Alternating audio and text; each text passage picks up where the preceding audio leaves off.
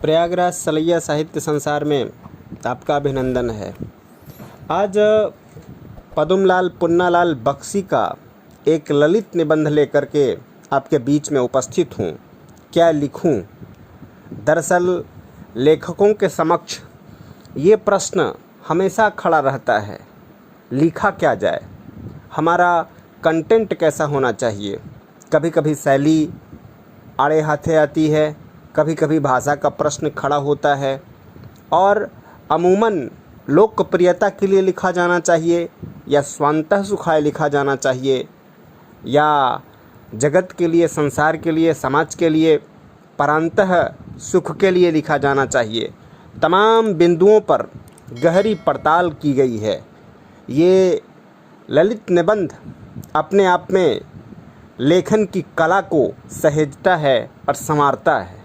तो आपके बीच में क्या लिखूं नामक निबंध लेकर के उपस्थित हूँ।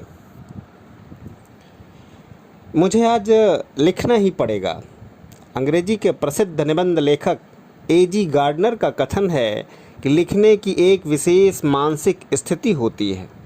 उस समय मन में कुछ ऐसी उमंग सी उठती है, हृदय में कुछ ऐसी स्फूर्ति सी आती है, मस्तिष्क में कुछ ऐसा आवेग सा उत्पन्न होता है कि लेख लिखना ही पड़ता है। उस समय विषय की चिंता नहीं रहती। कोई भी विषय हो, उसमें हम अपने हृदय के आवेग को भर ही देते हैं। हैट टांगने के लिए कोई भी खूंटी काम दे सकती है, उसी तरह अपने मनोभावों को व्यक्त करने के लिए कोई भी विषय उपयुक्त है। असली वस्तु है हैट, खूंटी नहीं। इसी तरह मन के भाव ही तो यथार्थ वस्तु हैं, विषय नहीं। गार्डनर साहब के इस कथन की यथार्थता में मुझे संदेह नहीं, पर मेरे लिए कठिनता यह है कि मैंने उस मानसिक स्थिति का अनुभव ही नहीं किया है जिसमें भाव अपने आप उत्थित हो जाते हैं। मुझे तो सोचना पड़ता है, चिंता करनी पड़ती है, परिश्रम करना पड़ता है, तब कहीं मैं एक निबंध लिख सकता हूँ। आज तो मुझे विशेष परिश्रम करना पड़ेगा क्योंकि मुझे कोई साधारण निबंध नहीं लिखना है। आज मुझे नमिता और अमिता के लिए आदर्श निबंध लिखना होगा। नमिता का आदेश है कि मैं दूर के ढोल सुहावने होते हैं इस विषय पर लिखूं और अमिता का आग्रह है कि मैं समाज सुधार पर लिखूं। ये दोनों ही विषय परीक्षा में आ चुके हैं और उन दोनों पर आदर्श निबंध लिखकर मुझे उन दोनों को निबंध रचना का रहस्य समझाना पड़ेगा। दूर के ढोल सुहावने अवश्य होते हैं, पर क्या वे इतने सुहावने होते हैं कि उन पर 5 पेज लिखा जा सके?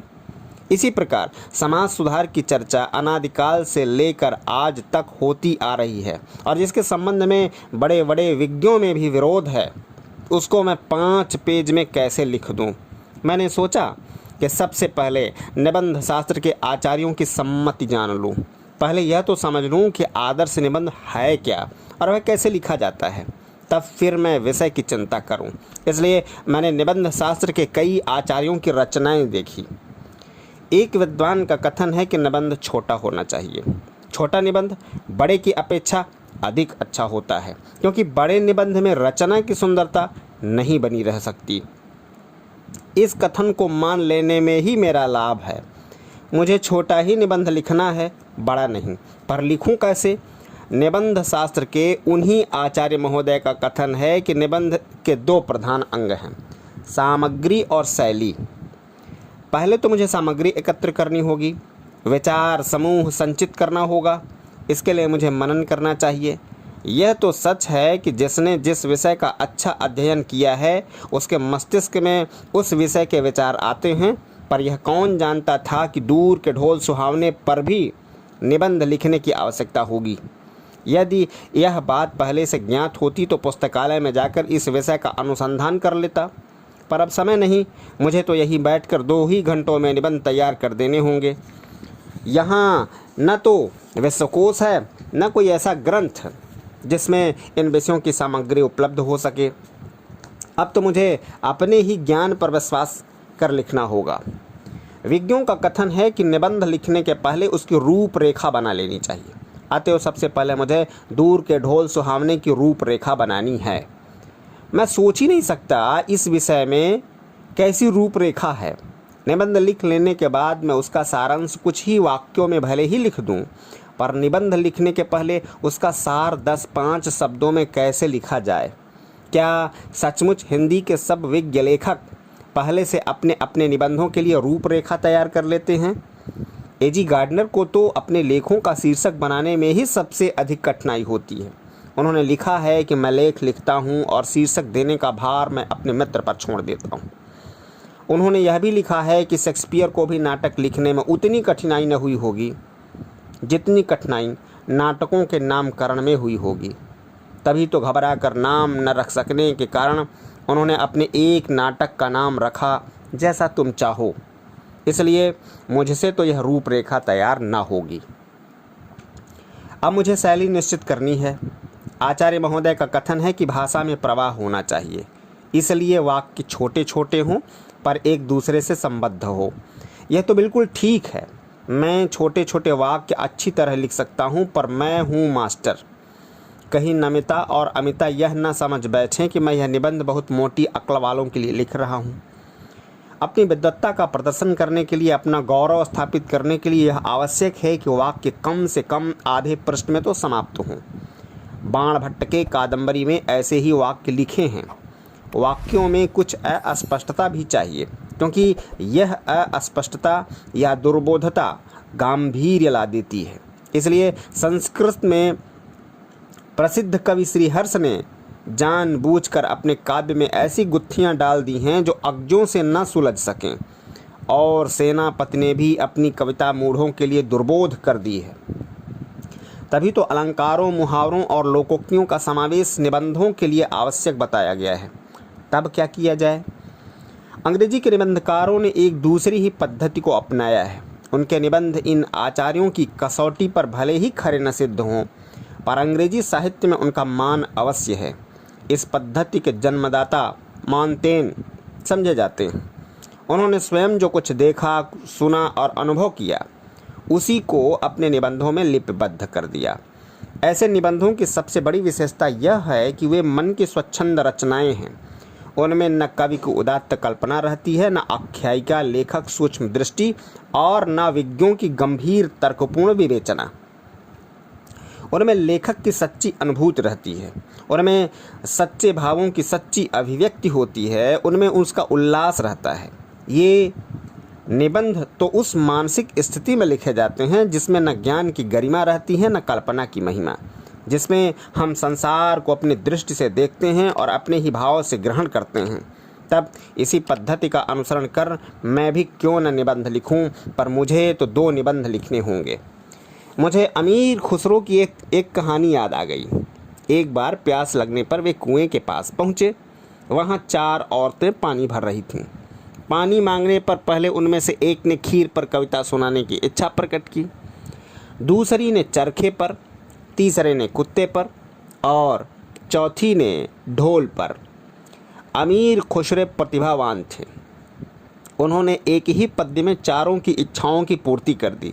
उन्होंने कहा, खीर पकाई जतन से, चरखा दिया चला, आया कुत्ता खा गया, तू बैठी ढोल बजा। खुसरों की प्रतिभा नहीं है मुझ में, पर इनकी इस पद्धति को स्वीकार करने से मेरी कठिनाई आधी रह जाती है। मैं भी एक ही निबंध में इन दोनों विषयों का समावेश कर दूंगा। एक ही ढेले से 2 चिड़ियाँ मार लूँगा।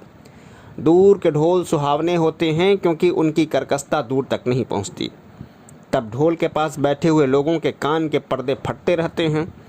तब दूर किसी नदी के तट पर संध्या के समय किसी दूसरे के कान में वही शब्द मधुरता का संचार कर देते हैं। ढोल के उन्हीं शब्दों को सुनकर वह अपने हृदय में किसी के विवाहोत्सव का चित्र अंकित कर लेता है।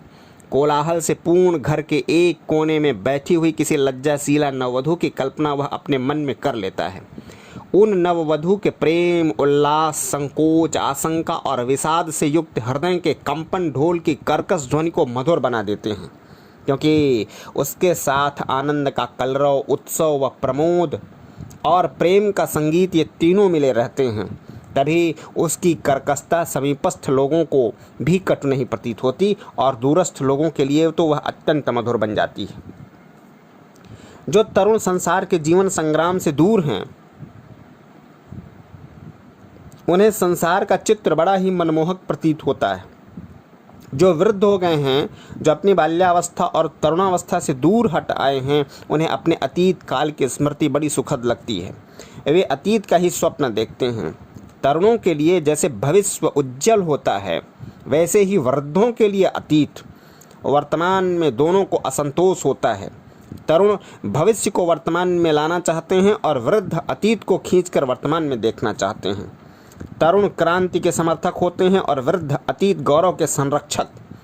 इन्हीं दोनों के कारण वर्तमान सदैव क्षुब्ध रहता है और इसी से वर्तमान काल सदैव सुधारों का काल बना रहता है। मनुष्य जाति के इतिहास में ऐसा कोई काल नहीं हुआ जब सुधारों की आवश्यकता न हुई हो। तभी तो आज तक कितने ही सुधारक हो गए हैं, पर सुधारों का अंत कब हुआ?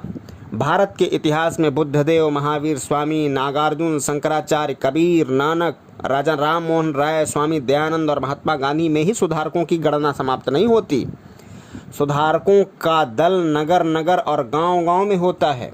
यह सच है कि जीवन में नए नए क्षेत्र उत्पन्न होते जाते हैं और नए नए सुधार होते जाते हैं। न दोषों का अंत है और न सुधारों का। जो कभी सुधार थे वही आज दोष हो गए हैं और उन सुधारों का फिर नव सुधार किया जाता है। तभी तो यह जीवन प्रगतिशील माना गया है। हिंदी में प्रगतिशील साहित्य का निर्माण हो रहा है। उसके निर्माता यह समझ रहे हैं कि उनके साहित्य में भविष्य का गौरव निहित है, पर कुछ ही समय के बाद उनका यह साहित्य भी अतीत का स्मारक हो जाएगा और आज जो तरुण है वही वृद्ध होकर अतीत के गौरव का स्वप्न देखेंगे। उनके स्थान में तरुणों का फिर दूसरा दल आ जाएगा जो भविष्य का स्वप्न देखेगा। दोनों के ही स्वप्न सुखद होते हैं, क्योंकि दूर के ढोल सुहावने होते हैं। जय हिंद, वंदे मातरम।